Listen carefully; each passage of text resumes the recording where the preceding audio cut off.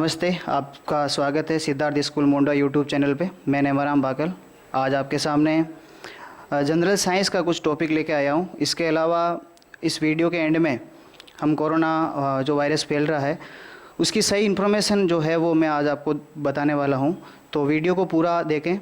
और इसके अलावा इस वीडियो के अंदर 10th और 12th के जो भैया बहन हैं उसको भी कुछ मोटिवेट बातें बताएंगे, तो वीडियो थोड़ा लंबा नहीं हो इसके लिए हमने शॉर्ट रूप में इसको करने की कोशिश की है। चलिए हम शुरुआत करते हैं। और आज का हमारा जो टॉपिक है वो है रक्त परिसंचरण। आज का जो टॉपिक है वो है रक्त परिसंचरण, यानी इसको हम इंग्लिश में बोलते हैं ब्लड सर्कुलेशन। जो हमारे शरीर के अंदर ब्लड है वो ब्लड किस प्रकार से हमारे शरीर की सभी कोशिकाओं तक, जो हम खाना खाते हैं उसमें जो हमें ऊर्जा मिलती है वो शरीर के प्रत्येक कोशिका तक कैसे पहुंचती है, उसके बारे में हम आज पढ़ने वाले हैं। तो सबसे पहले बढ़ते हैं, रक्त क्या होता है। एक स्वस्थ व्यक्ति के शरीर के अंदर लगभग 5 से लेके 6 लीटर जो है वो ब्लड होता है। और ब्लड का क्या काम है, इस ब्लड के अंदर और क्या क्या चीज़ें पाई जाती है, कैसे वो काम करती है बॉडी के अंदर, कैसे हमें सर्कुलेशन के माध्यम से ऊर्जा प्राप्त होती है, वो इस वीडियो के अंदर पढ़ने वाले हैं। तो सबसे पहले बात करते हैं रक्त की, ब्लड की। इसका दूसरा नाम एक होता है रुधिर। रुधिर भी ब्लड को बोला जाता है, रक्त बोला जाता है, हमारी आम भाषा में इसको खून बोला जाता है। ब्लड की जब हम स्लाइड तैयार करते हैं और ब्लड की साइड तैयार करके हम उसको देखते हैं, तो ब्लड के हमारे 2 रूप होते हैं। खून के 2 रूप होते हैं। खून के अंदर 2 चीज़ें पाई जाती है, एक होता है तरल भाग और एक होता है ठोस भाग। 2 भाग होते हैं ब्लड के, एक होता है तरल भाग, एक होता है ठोस भाग, जब हम रक्त की स्लाइड को सूक्ष्मदर्शी की सहायता से देखते हैं। इसके अलावा ये तो आपको ही पता है कि जब आप खाना खाते हैं तो खाने से आपको ऊर्जा मिलती है और वो ऊर्जा काम आती है हमारे दैनिक कार्य करने में। जो भी आप सुबह से लेकर शाम तक के काम करते हैं वो सारे काम उस ऊर्जा के माध्यम से होते हैं। तो अब देखो वो ऊर्जा हमारे शरीर की कोशिकाओं तक कैसे पहुंचती है, क्योंकि सारा जो बॉडी होती है हमारी वो असंख्य कोशिकाओं से मिलकर बनी होती है। कोशिकाओं से ऊतक बनते हैं, ऊतक से अंग बनता है, अंग से शरीर बनता है। तो किस प्रकार से कोशिकाओं तक, शरीर के प्रत्येक कोशिका तक वो ऊर्जा कैसे पहुंचती है, कौन उसको पहुंचाता है, उसके बारे में देखो अध्ययन करते हैं। तो रक्त जो होता है उसके हमने 2 भाग पढ़ लिए, एक तरल भाग होता है, एक ठोस भाग होता है। तरल भाग को कहते हैं प्लाज्मा। तरल भाग को क्या कहते हैं?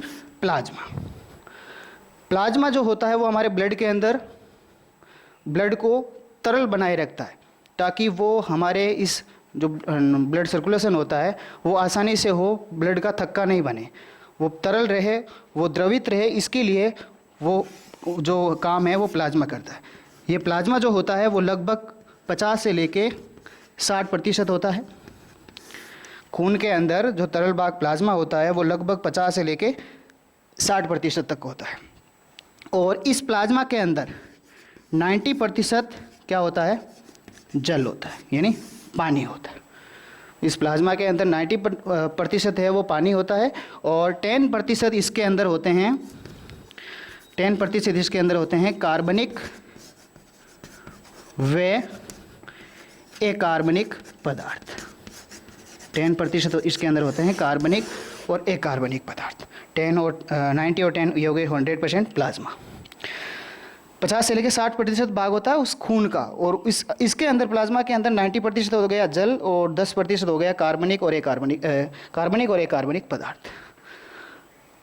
अब हम बात करते हैं प्लाज्मा का काम क्या है, प्लाज्मा कैसा होता है। पहले तो हम ये बात करते हैं कि प्लाज्मा होता कैसा है। तो प्लाज्मा जो होता है वो साफ होता है, तरल होता है, चिपचिपा होता है।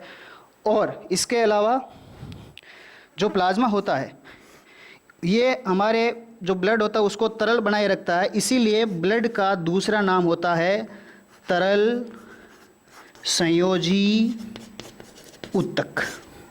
ब्लड का एक दूसरा नाम होता है तरल संयोजी ऊतक, इस प्लाज्मा की वजह से। और प्लाज्मा का काम है ब्लड को तरल बनाए रखना, क्योंकि ये तरल का ही एक भाग होता है। अब हम बात करते हैं ठोस भाग की, जो ब्लड का दूसरा भाग होता है ठोस। ये ठोस भाग होता है 3 प्रकार का। ये ठोस भाग कितने प्रकार का होता है? 3 प्रकार का। एक होता है आरबीसी, एक होता है डब्ल्यूबीसी और एक होता है प्लेटलेट्स।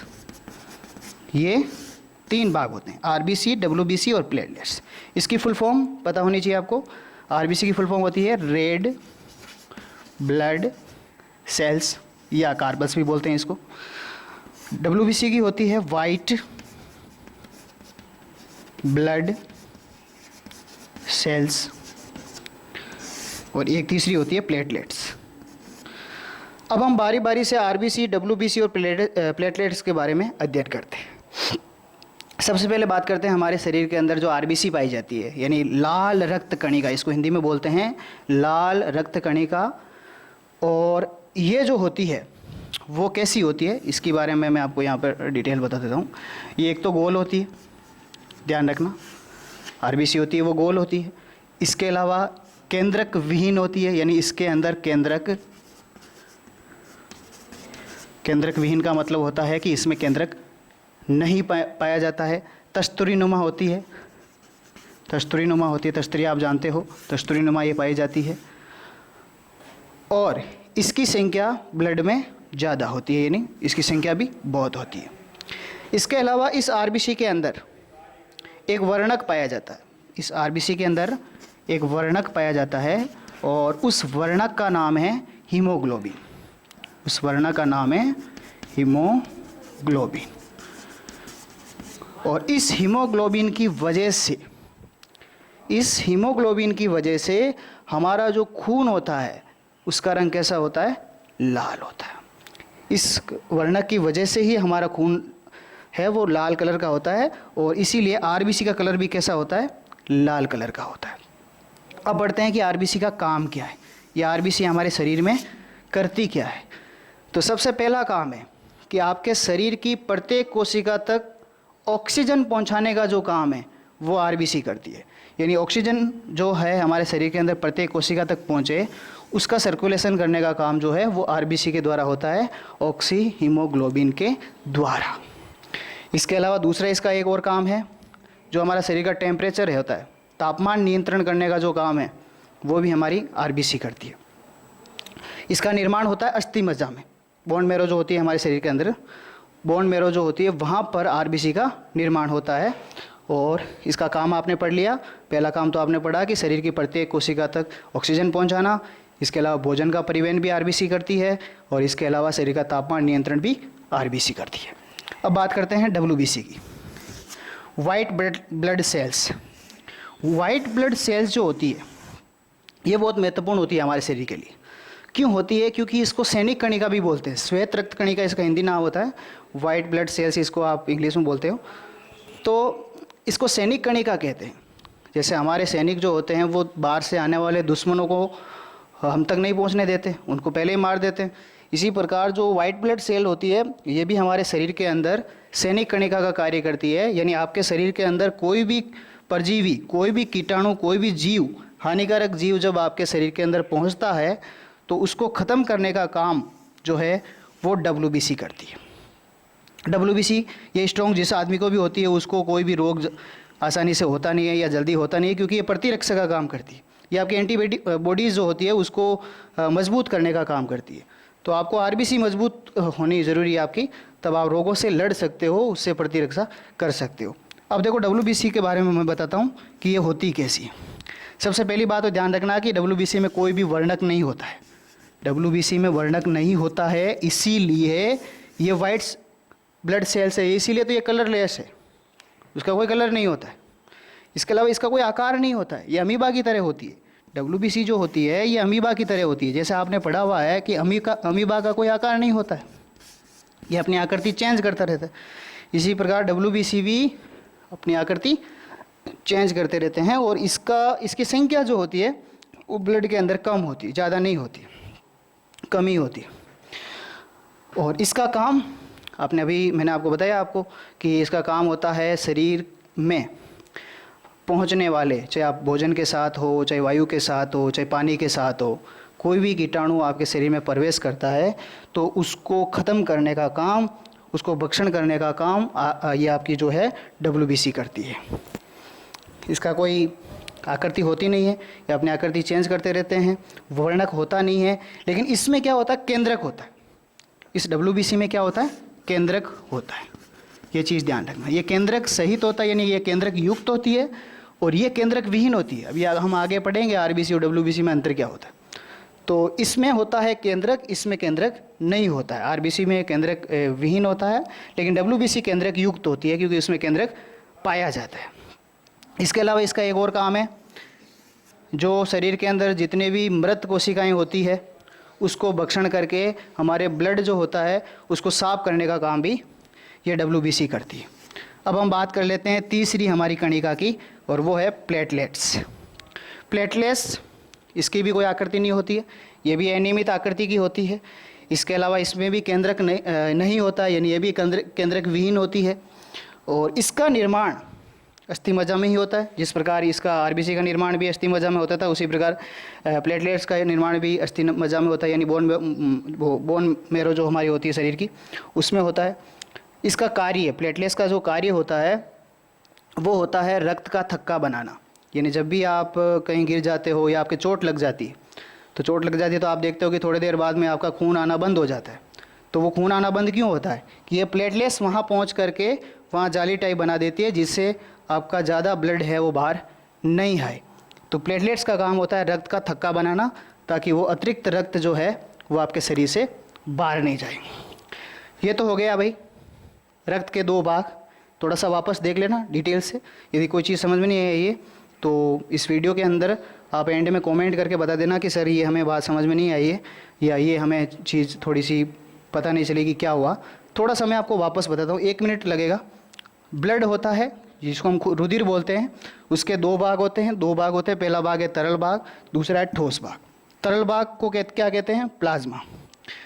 प्लाज्मा कितने प्रतिशत होता है, 50 से लेकर 60% ब्लड का। इस प्लाज्मा के अंदर 90% क्या होता है, जल। 10% क्या होते हैं, कार्बनिक और अकार्बनिक पदार्थ। ये प्लाज्मा का काम क्या होता है, ब्लड को तरल बनाए रखना, और इसीलिए इसको क्या बोलते हैं, तरल संयोजी उत्तक। बात करते हैं ठोस कणिकाओं की। 3 होती है, RBC, WBC, प्लेटलेट्स। RBC की फुल फॉर्म पता होनी चाहिए आपको, रेड ब्लड सेल्स या लाल रक्त कणिका। WBC की पता होनी चाहिए, वाइट ब्लड सेल्स यानी श्वेत रक्त कणिका। और तीसरी होती है प्लेटलेट्स, जिसमें इसको हम थ्रोम्बोसाइट्स भी बोलते हैं, इरिथ्रोसाइट्स बोलते हैं, ल्यूकोसाइट्स बोलते हैं और थ्रोम्बोसाइट्स बोलते हैं। इसके अतिरिक्त नाम भी हैं जो आप अगले वीडियो में हम देखेंगे। तो ये हो गया। अब थोड़ा इससे आगे बढ़ते हैं। तो अब आपने ये तो पढ़ लिया कि 2 भाग होते हैं और किस प्रकार से ये काम करते हैं। अब हम ये पढ़ते हैं कि ब्लड जो होता है, क्योंकि आपने ब्लड डोनेट के बारे में तो सुना ही होगा, रक्तदान किया जाता है लोगों के द्वारा और करना भी चाहिए। कुछ लोग ये कहते हैं कि रक्तदान करने से कमज़ोरी आती है या ऐसा होता है वैसा होता है, तो ऐसा कुछ नहीं होता है। आपको सही जानकारी होना बहुत ज़रूरी होता है।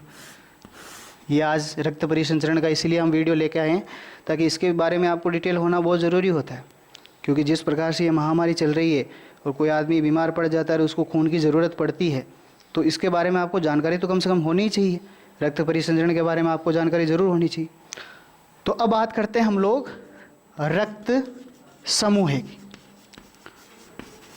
जो ब्लड ग्रुप होता है वो कितने प्रकार का होता है हमारे बॉडी के अंदर, क्योंकि सबका ब्लड ग्रुप अलग अलग होता है। और जब ब्लड डोनेट किया जाता है, जब एक व्यक्ति से दूसरे व्यक्ति में ब्लड को डोनेट करते हैं, उसको वहाँ पे पहुँचाते हैं, तो उसका टेस्ट किया जाता है और टेस्ट करने के बाद ही ब्लड को डोनेट किया जाता है। किसी आपके परिजन को किसी को ब्लड देना है, तो कई बार आप देखते हो कि आप ब्लड देना चाहते हो, लेकिन डॉक्टर कहता है कि आपका ब्लड इसके नहीं चढ़ेगा। तो आपके दिमाग में ये आता है कि क्यों नहीं चढ़ेगा, ब्लड तो सेम ही होते होंगे, खून तो खून ही होता है। लेकिन ऐसा नहीं होता, खून अलग अलग प्रकार का होता है। रक्त समूह के बारे में बात करते हैं। पहले तो हम ये बात कर लेते हैं कि रक्त समूह की खोज किस वैज्ञानिक ने की थी, तो वो था कार्ल लैंड स्टीनर।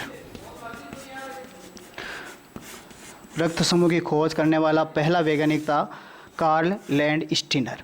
इस वैज्ञानिक ने सबसे पहले रक्त समूह की खोज की थी, रक्त वर्ग की खोज की थी और बताया था कि जो खून है, जो ब्लड है, वो 4 प्रकार का होता है, ए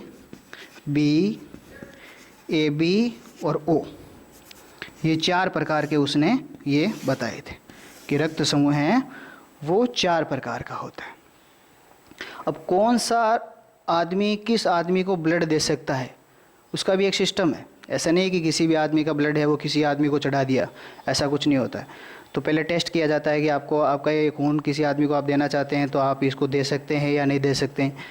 तो कई बार हमारे जो परिजन का खून भी मैच नहीं होता है। ये कोई ज़रूरी नहीं है कि माता पिता का जो ब्लड ग्रुप है वही बेटे में ब्लड ग्रुप होगा, ये भी कोई गारंटी नहीं है, हो भी सकता है नहीं भी हो सकता है।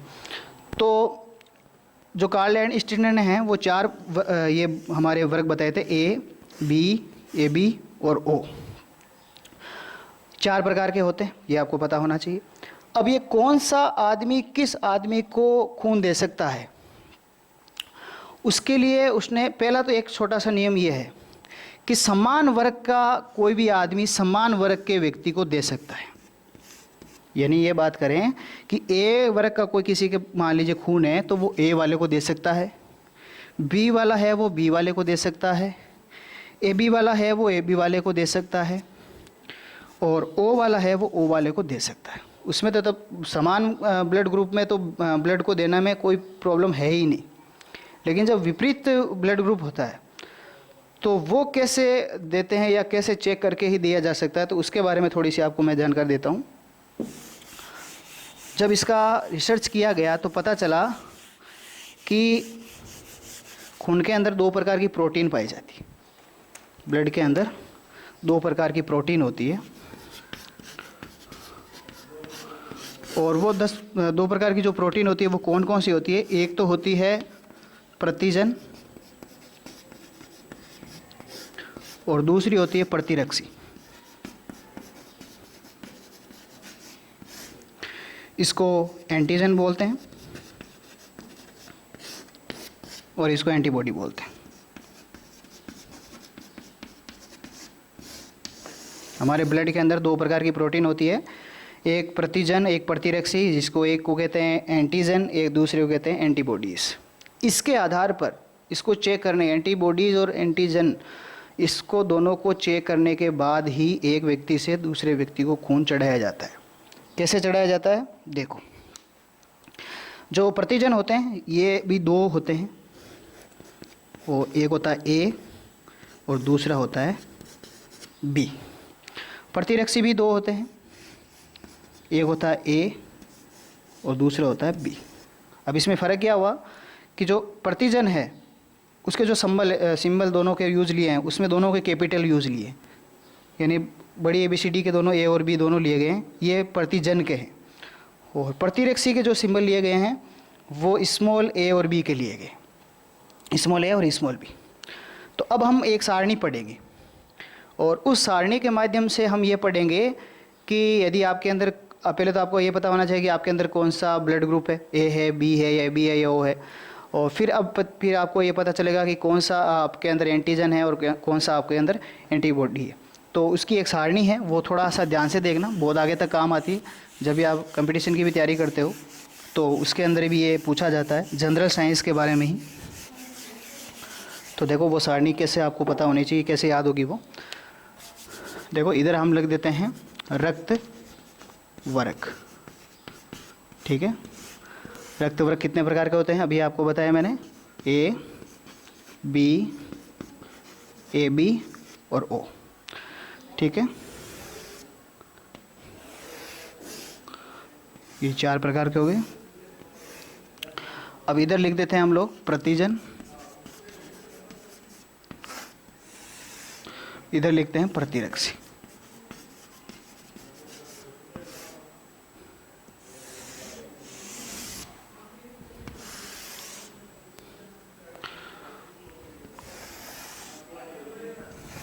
अब देखो ये 4 वर्ग हो गए, ए बी ओ। अब इधर हम कौन कौन से इनमें प्रतिजन हो पाए जाते हैं और कौन कौन से प्रतिरक्षी पाए जाते हैं। देखो इसको एंटीजन बोलते हैं, ऊपर लिख देता हूँ मैं, एंटीजन, और ये होता है एंटीबॉडी। इस सारणी को समझ जाओगे तो आपको पता चल जाएगा कि कौन सा रुधिर वर्ग का व्यक्ति कौन से रुधिर वर्ग के व्यक्ति को खून दे सकता है। यदि किसी व्यक्ति के शरीर में ए वर्ग का खून होता है तो उसमें प्रतिजन भी ए होता है। ध्यान रखना, किसी भी व्यक्ति के अंदर ए वर्ग का खून होता है तो प्रतिजन भी ए होता है, लेकिन प्रतिरक्षी इसका उल्टा होता है, प्रतिरक्षी होता है बी। मैंने अभी बताया था कि प्रतिजन के लिए कैपिटल 2 इस्तेमाल करते हैं, ए और बी, और प्रतिरक्षी के लिए भी स्मॉल ABCD के 2 प्रतीक चिन्ह इस्तेमाल करते हैं, ए और बी। तो ए वर्ग का खून है तो उसका प्रतिजन हो गया ए, प्रतिरक्षी हो गया बी। जिस व्यक्ति के अंदर बी वर्ग का खून है तो उसके अंदर प्रतिजन होता है बी, लेकिन प्रतिरक्षी होता है ए। सेम नहीं होना चाहिए, और ये सेम नहीं होता है। जब हम ब्लड ग्रुप, किसी आदमी का ब्लड है वो किसी दूसरे व्यक्ति को दिया जाता है, यानी ये थोड़ा सा आप समझ लो पहले कि ए के साथ ए नहीं आना चाहिए और बी के साथ बी नहीं आना चाहिए। जब सेम आ जाता है तो क्या होता है, ब्लड का थक्का बन जाता है, वो केशिकाओं में ब्लड जो है वो सर्कुलेशन बंद हो जाता है। इससे ब्लड जिसके हम चढ़ा रहे होते हैं उस व्यक्ति की मृत्यु हो जाती है, क्योंकि ब्लड सर्कुलेशन नहीं होगा, और ब्लड सर्कुलेशन नहीं होगा तो मृत्यु हो जाएगी। तो इस चीज़ का ध्यान रखना। तो बी वर्ग का खून है आपके पास तो बी उसके अंदर प्रतिजन होगा और ए है वो प्रतिरक्षी होगा। अब मान लीजिए ए बी का है आपके पास रक्त वर्ग, तो उसके अंदर दोनों होंगे, ए व बी, प्रतिजन दोनों ही होंगे। प्रतिजन 2 प्रकार के होते हैं, ए और बी, उसमें दोनों ही होंगे। ए बी का वर्ग का जिस भी आदमी के अंदर खून होता है उसमें प्रतिजन दोनों ही होते हैं, ए और बी दोनों। लेकिन जब ए और बी दोनों आ गए तो उसमें प्रतिरक्षी होता ही नहीं है, क्योंकि मैं ए लिखूं तो ए और ए सेम हो जाएंगे, बी लिखूं तो बी और बी सेम हो जाएंगे। और अभी आपको बताया मैंने, बी ए सेम होते ही उसका रक्त का थक्का बन जाता है, इससे व्यक्ति की मृत्यु हो जाती है। और अब बात करते हैं ओ वर्ग के खून में। इस चीज़ का थोड़ा ध्यान रखना, ओ वर्ग का जिस भी व्यक्ति के अंदर खून होता है उसके अंदर प्रतिजन होता ही नहीं है, कोई भी प्रतिजन नहीं पाया जाता है, न तो ए प्रतिजन पाया जाता है न बी प्रतिजन पाया जाता है। उसके अंदर जब दोनों ये नहीं होते हैं तो फिर ये प्रतिरक्षी दोनों ही होते हैं, ए व बी, ये दोनों पाए जाते हैं। तो इस सारणी को थोड़ा सा समझो आप, थोड़ा सा आप समझ जाओगे तो आपको ये आज ये पता चल जाएगा कि कौन से व्यक्ति को कौन सा व्यक्ति है वो ब्लड दे सकता है। वापस थोड़ा सा समझ लो, ए वर्ग का व्यक्ति है, उसके अंदर प्रतिजन ए होता है, प्रतिरक्षी बी होता है। देखो विपरीत है दोनों, तो ब्लड का थक्का नहीं बनेगा, आराम से सर्कुलेशन होता रहेगा। बी वर्ग का यदि किसी आदमी के अंदर खून है तो प्रतिजन बी होता है लेकिन प्रतिरक्षी ए होता है, तो अलग हो गए दोनों, विपरीत, आराम से चढ़ा सकते हैं। ए बी वर्ग का जिसके अंदर भी खून होता है उसमें प्रतिजन ए और बी दोनों होते हैं लेकिन प्रतिरक्षी नहीं होता है। और ओ वर्ग का जिसके भी खून होता है उसमें प्रतिजन तो होता ही नहीं है लेकिन प्रतिरक्षी दोनों होते हैं। जो व्यक्ति खून देता है उसको बोला जाता है दाता, उसको क्या बोला जाता है, दाता। और जो व्यक्ति खून लेता है उसको बोला जाता है ग्राही। जो व्यक्ति खून देता है उसको दाता बोला जाता है और जो व्यक्ति खून लेता है उसको ग्राही बोला जाता है। अब देखो यहाँ पर एक चीज़ आप समझ आ जानी चाहिए कि जो ओ वर्ग का खून होता है उसमें जब प्रतिजन होता ही नहीं है, इसकी वजह से वो ए को भी दे सकता है, बी को भी दे सकता है, ए बी को भी दे सकता है, और ओ को तो वो दे ही सकता है, क्योंकि सेम वर्ग में तो खून देने में कोई प्रॉब्लम है ही नहीं। तो इस चीज़ का थोड़ा सा ध्यान रखना। इसीलिए ओ को कहते हैं सार्वत्रिक दाता, यानी सबको देने वाला ब्लड ग्रुप। यदि आपके पास ओ वर्ग का खून होता है तो वो सबको इसीलिए दे पाता है क्योंकि उसके अंदर प्रतिजन होता ही नहीं। और इसको कहते हैं ए बी वाले को स्रावित्रिक ग्राही, यानी सबसे लेने वाला खून। और सबसे लेने वाला खून इसीलिए कहते हैं क्योंकि उसके अंदर प्रतिरक्षी नहीं होते, न तो ए होता है या न बी होता है, तो फिर मैच नहीं करेंगे, ए के साथ ए नहीं आएगा और बी के साथ बी नहीं आएगा। इसकी वजह से इसको सार्वत्रिक दाता, सबको देने वाला, और ये होता है सबसे लेने वाला ए बी वाला, किसी से भी ले सकता है। ए बी वाला खून है वो ओ से ले सकता है, ए बी वाले से तो ले ही सकता है, बी वाले से ले सकता है और ए वाले से ले सकता है। इसके अलावा ब्लड सर्कुलेशन हमारे केशिकाओं के द्वारा, धमनियों और शिराओं के द्वारा हमारे शरीर की प्रत्येक कोशिका तक पहुंचते हैं।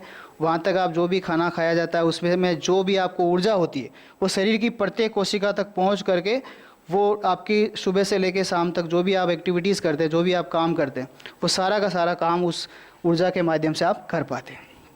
अब मैं आपको बताता हूँ थोड़ा सा कि ब्लड डोनेट जब आप करते हैं या करना भी चाहिए तो उसके भी कुछ नियम हैं। ऐसे नहीं कि आप गए और वहाँ पर आप सीधे जा कर के आप ब्लड डोनेट कर दिए। उसके क्या नियम होते हैं या क्या आपके पास क्या क्या चीज़ें होनी चाहिए या क्या शरीर में क्या होना चाहिए, तो उसकी कुछ बातें वो मैं आपको बताता हूँ। ब्लड डोनेट करने वाला व्यक्ति 18 साल से लेकर के 60 साल के बीच में होना चाहिए, यानी आपकी उम्र है वो 18 साल से लेकर 60 साल के बीच में होनी चाहिए। आपका जो वेट है वो 45 किलो से एबोव होना चाहिए, लगभग 45 किलो से आपको ज़्यादा ही होना चाहिए। इसके अलावा आपके अंदर शरीर के अंदर कोई भी भयंकर बीमारी नहीं होनी चाहिए। सर्दी जुकाम तो नॉर्मल होता ही है, लेकिन कोई एड्स है या हेपेटाइटिस है या मलेरिया है, डेंगू है या ऐसे जो थोड़ी गंभीर बीमारियां होती है वो बीमारी भी आपके शरीर के अंदर नहीं होनी चाहिए। इसके अलावा जो हीमोग्लोबिन होता है आपके शरीर का, वो उसका जो मान होता है वो 12.5 से अधिक होना चाहिए। यानी हीमोग्लोबिन यदि आपके शरीर में थोड़ा कम होता है तो फिर आप ब्लड डोनेट नहीं कर सकते हैं। उसका मान जो है वो 12.5 तक ही होना चाहिए। इसके अलावा आपका जो जो रक्तदाब बोलते हैं उसको, वो भी आपका सही होना चाहिए, यानी बीपी आपकी चेक की जाती है वो आपकी सही होनी चाहिए। इसके अलावा यदि कोई महिला ये ब्लड डोनेट करती है तो वो गर्भवती नहीं होनी चाहिए, गर्भवती महिला का नहीं लिया जाता है। या फिर आप एक बार ब्लड डोनेट करते हैं और आप दूसरी बार ब्लड डोनेट करना चाहते हैं तो उसके बीच में लगभग 3 महीने का अंतर होना चाहिए। एक बार ब्लड आप डोनेट करते हैं तो दूसरी बार ब्लड डोनेट का अंतर जो है वो 3 महीने तक का होता है। 3 महीने बाद ही आप दोबारा है वो ब्लड डोनेट कर सकते हैं। इसके अलावा लास्ट 6 महीने में आपके शरीर में कोई भी बड़ा ऑपरेशन नहीं हुआ हो तो वो भी आप देख सकते हैं, वो नहीं होना चाहिए। तो ये जो चीज़ें हैं ये चेक करने के बाद ही आपको ब्लड डोनेट किया जाता है।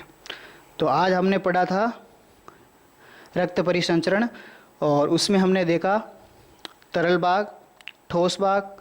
तरल भाग में प्लाज्मा पढ़ा, ठोस भाग में हमने आरबीसी, डब्ल्यूबीसी और प्लेटलेट्स के बारे में पढ़ा। आरबीसी, डब्ल्यूबीसी के बारे में अंतर में हम अगले वीडियो में थोड़ा डालूंगा क्योंकि वीडियो बड़ा हो जाएगा, आप बोर हो जाओगे कि आपको लगेगा कि पता ही नहीं चल रहा है। और आज मैं विशेषकर यही आपको समझाने आया था कि रुधिर वर्ग में कौन सा प्रतिजन होता है और कौन सा प्रतिरक्षी होता है। ये सारणी आप सबको कक्षा 6 से लेके 12 तक जो साइंस ले चुके हैं 11th और 12th में, उनको ये सारणी ज़रूर आनी चाहिए कि आपके शरीर में कौन कौन सा प्रतिजन है और कौन कौन सा प्रतिरोधी। अभी कह रहे हैं ना कोरोना वायरस एंटीबॉडीज़ आपकी मजबूत होनी चाहिए, तो एंटीबॉडीज़ मजबूत कैसे होगी? अब अच्छा खाएंगे और अपना ख्याल रखेंगे। तो अब बात कर लेते हैं थोड़ा कोरोना वायरस के बारे में जो तेज़ी से फैल रहा है और लोगों में एक डर बना हुआ है कि आगे क्या होगा। और क्योंकि दिनों दिन केस बढ़ते जा रहे हैं, जितनी ज़्यादा टेस्टिंग हो रही है उतने ज़्यादा केस बढ़ रहे हैं। तो मेरा एक थोड़ा सा आपसे निवेदन है कि जो भी आप मीडिया के अंदर चीज़ें आती है सुबह से लेकर शाम तक, आप टीवी के अंदर देखते हो, अखबार के अंदर देखते हो या फिर आप फ़ोन के अंदर आप देखते हो, तो वो इन्फॉर्मेशन एक राइट इन्फॉर्मेशन नहीं है। राइट इन्फॉर्मेशन इसलिए नहीं है क्योंकि वो आपको जैसे आप वो खबर पढ़ते हो तो आपके अंदर का जो मन का डर है वो बढ़ जाता है। कैसे बढ़ जाता है? जैसे कल ही खबर आई थी कि कल का जो पॉजिटिव केस का जो आंकड़ा था वो पिछले लास्ट 3 महीनों से सबसे या 2 महीनों से सबसे ज़्यादा आंकड़ा था, यानी आज तक का सबसे बड़ा आंकड़ा आया। 10-10 हज़ार 12-12 हज़ार रोज़ के केस आ रहे हैं। तो ऐसे में क्या हो रहा है, लोगों को ये डर लग रहा है कि अब आगे क्या होगा। देखो एक्चुअल में केस नहीं बढ़ रहे हैं, इसको समझो आप थोड़ा डीपली जाओ अपना। मैं अभी इस करंट सिचुएशन की बात करूं, आज के दिन की बात करूं तो भारत के अंदर लगभग 2,70,000 के ऊपर पॉजिटिव केस आए हैं, लगभग 45 लाख टेस्ट हो चुके हैं और नियर अबाउट 7,500 लोगों की डेथ हुई है। अब इसको कैलकुलेशन को समझो। पहले तो आप ये सोचो कि क्या सिर्फ भारत की जनसंख्या 45 लाख ही है? 45 लाख लोगों का ही आज तक टेस्ट हुआ है इन 60-70 दिनों के अंदर। उन 45 लाख लोगों में से कितने पॉजिटिव आए हैं? 2.5 लाख। यानी नियर अबाउट 5-6% के लगभग आ रहे हैं। यानी हर 100 आदमी का यदि टेस्ट किया जाता है तो उसमें करीबन 5 या 6 व्यक्ति को कोरोना पॉजिटिव मिल रहा है। दूसरी बात, उन 2.5 लाख में से डेथ कितने प्रतिशत हुई है? 7.5 मतलब 7,500 लोगों की भी हुई है, तो लगभग 1 या 1.5% की डेथ हुई है। यानी जो हमारे देश की रिकवरी रेट है वो दिनों दिन बढ़ती जा रही है। तो ये मीडिया में के अंदर बताई नहीं जा रहा, रिकवरी रेट बताई नहीं जा रही है, यही ये बताया जा रहा है कि इतने ज़्यादा लोगों की मृत्यु हो रही है, इतने ज़्यादा पॉजिटिव आ रहे हैं। तो आपको घबराने की आवश्यकता नहीं। हमारे देश के अंदर 2 चीज़ें हैं, इसकी वजह से हम इसको फाइट करेंगे। पहली चीज़ तो ये है कि हमारे देश के अंदर सबसे ज़्यादा यंग जनरेशन जो है वो पूरे वर्ल्ड के अंदर इंडिया के अंदर सबसे ज़्यादा है। 18 साल से लेकर के 40-50 साल की उम्र के अंदर 80% लोग सारे इसी उम्र के अंदर है। तो इम्यूनिटी हमारे शरीर के अंदर ऑलरेडी ज़्यादा है, जिसकी वजह से हम इसको फाइट करेंगे। इसके अलावा दूसरा, हमारे शरीर के जो हमारा ये जो क्या बोलते हैं इसको, कल्चर है हमारा, जो ये आसपास का वातावरण है वो थोड़ा सा इस प्रकार का है इंडिया के अंदर कि हम जल्दी बीमार नहीं होते हैं। आप कभी देखना कि विदेश से कोई आदमी आता है, थोड़ा इधर उधर खा लेता है, कुछ भी इधर उधर पी लेता है, तो वो यहाँ पे बीमार हो जाता है। लेकिन हमारे शरीर में इतनी थोड़ी सी प्रतिरक्षा इतनी मजबूत है हमारी कि हम आसानी से बीमार नहीं पड़ते। तो मेरा आप सबसे ये निवेदन है कि डरे नहीं, सही इन्फॉर्मेशन अपने बेस पे रखें, अपने माइंड से सोचें, लोगों की माइंड से नहीं सोचें। कल एक अफवाह थी कि वापस लॉकडाउन होने वाला है, तो ऐसा कुछ नहीं है। बस एक सेंट्रल गवर्नमेंट के द्वारा ये बॉर्डर सील का एक ऑर्डर आया था कि जो बॉर्डर बाहर से जो व्यक्ति आ रहे हैं उनको थोड़ा पास बनाकर उनको ही एंट्री दिया जाए। तो ये इन्फॉर्मेशन है। तो आप जो रिकवरी रेट है वो भारत की जो है वो 48 या 49% हो गई, यानी 50% लोग ठीक हो रहे हैं। तो 50% जब लोग ठीक हो रहे हैं तो आपको घबराने की बिल्कुल भी आवश्यकता नहीं है।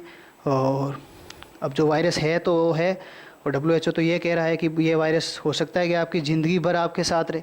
तो जब ज़िंदगी भर साथ रहने वाला है तो हम घर पे बैठे बैठे कितने दिन तक हम रहेंगे या कितने दिन तक ये बैठे बैठे काम करेंगे? काम तो हमें करना ही पड़ेगा। तो इस चीज़ का थोड़ा ध्यान रखें, ज़्यादा घबराने की आवश्यकता नहीं है। अब बात कर लेते हैं थोड़ा सा 10th और 12th क्लास के जो भाई बहन हैं।